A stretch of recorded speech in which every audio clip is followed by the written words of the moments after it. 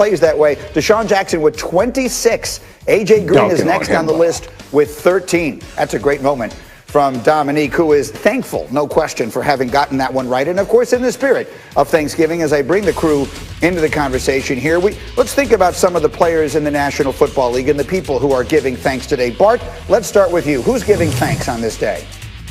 Well, Greeny, I'm going to go with Alex Smith because an athlete dies 2 deaths, and Alex Smith have an opportunity to come back and walk away from this game. Everybody else on this set was carried off and got walking papers. He has an opportunity to come back from a horrific injury where he almost lost his leg. He should be given thanks because he gets to ride off into the sunset on his own terms. Absolutely. We'll get to see him play today. That's well done. D. Wood, how about you? Who's giving thanks today? Yeah, I'm going to go with DeAndre Hopkins, and we all see that mess that's going down there with in Houston. And DeAndre Hopkins is playing at an elite level out there in the desert with Kyler Murray. I mean, they have 912 yards as a quarterback-receiver tandem, most in the National Football League. And most importantly, Greeny, he's playing for a contender with the Arizona Cardinals. We see how well they're playing as a ball club, so I'm sure he's really thankful to be out there in the desert. I'm with you. All right, I like that one. Dominique, how about you?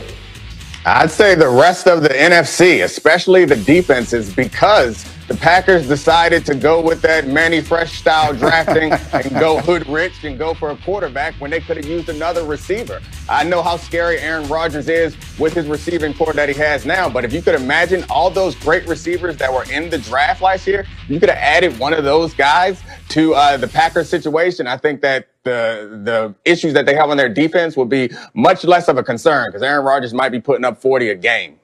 That's a very good one. I'm thankful to you for doing that one because I've been saying it all year long. All right, I'll tell you someone else who should be thankful, and that is Bruce Arians.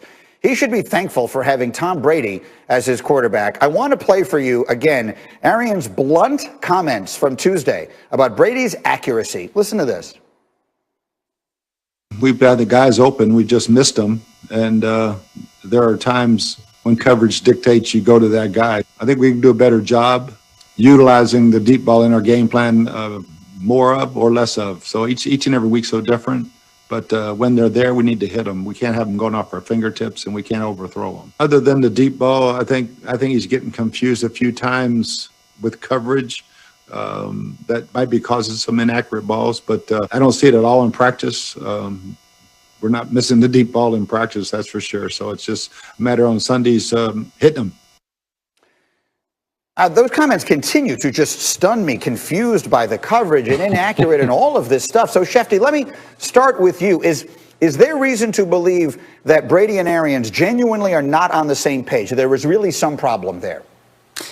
I just think Bruce is very blunt, and we're not used to hearing that kind of candor when it comes to the greatest quarterback of all time. It's just strange to hear him basically calling him out like he's a young quarterback who is growing up in this league. It just seems odd. Some of those phrases, some of those expressions. I think Tom Brady knows what he has to do. I don't know that there's a real need. We like head coaches to be honest, right? But is there a need for him to point that out publicly that Tom is missing, he's inaccurate, he's missing? I don't know. It just seems a little odd to me that that's going on right now. Me too. It also seems odd to me that Bruce Arians is running an offense that looks nothing like what Tom Brady has done so successfully for 20 years in the NFL. Bart Scott, let me come to you on that. What are your thoughts? You know a little bit about the history of Arians that I think is very interesting here. Right, Rob, saying if we want to start pointing things out, let's start pointing some things out about Bruce Arians. Why did Bruce Arians get ran out of Pittsburgh? Because he kept making Ben Roethlisberger a sitting target, a sitting duck. He was, Ben Roethlisberger was sacked 215 times in 5 years because of Bruce Arians' inability or willingness to run the football. Tom Brady has come from an offense where he traditionally runs the football. So this is Bruce Arians' ego versus Tom Brady's meekness, right? Tom Brady thrives with 2 tight ends on the field. He has 14 touchdowns this year with 2 tight ends on the field. That is overwhelmingly the highest number in the NFL. He thrives off the running game. Bruce Arians is so busy trying to throw the ball deep down the field, he doesn't recognize that he has a quarterback that will slice you up death by 1,000 paper cuts.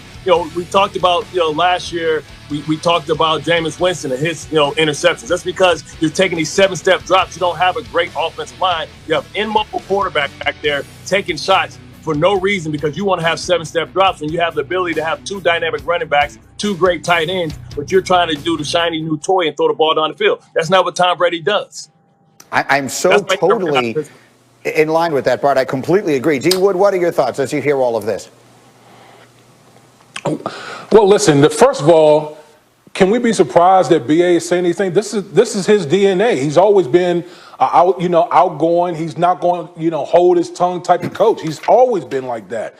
I understand it's Tom Brady, but that's what Tom Brady signed up for. Second, I don't know if BA lied. He didn't lie when he was saying anything. Tom Brady has 33 incompletions to open receivers. That's 3rd most in the National Football League. And yes, I do agree with Bart that I think Bruce Arians needs to cater his offense more to Tom Brady. And it just leads me to believe, is Tom Brady in on these meetings where they're designing the game plan? I mean, because that was the way it was in New England. Like, Tom Brady and Bill Belichick would have meetings all throughout the week to make sure the game plans were catered to do the things that he was very good at. So this whole thing is real peculiar, and they need to get this thing straightened out. The Bucs going to be in trouble. I agree. Schefter, quick final word. Looked like you had something else. Well, it just seems like, listen, we are used to hearing players point the finger at themselves. We're used to coaches pointing the finger at themselves. And you never hear Bruce Arians say, that's my bad. That's on me. It's Brady's fault, it's somebody else's fault. And it just seems unusual because anytime any other head coach points at another player, it becomes a headline. And when it involves Bruce Arians and the greatest player here, then it becomes an even bigger headline. Absolutely. That's well said. So that's one quarterback situation we deal with.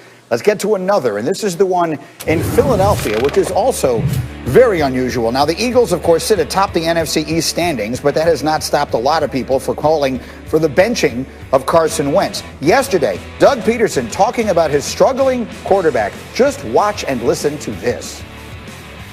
Tough decisions have to be made in this business, whether it's a tough decision to move on from a player in the offseason or the decision now to whether you're going to make the move at quarterback or not. You're not making that move, right, Doug, to a different quarterback? Not today on Wednesday, no. Okay, possibly for Monday? I'm focused right now on getting better today. I mean, okay. We're looking, I don't know. I mean, I would say no.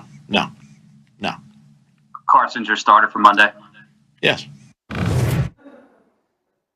Huh. Dominique, what? I mean, does he think that he's being deposed under oath? Was he subpoenaed by Tim McManus? Like, you don't have to tell the truth.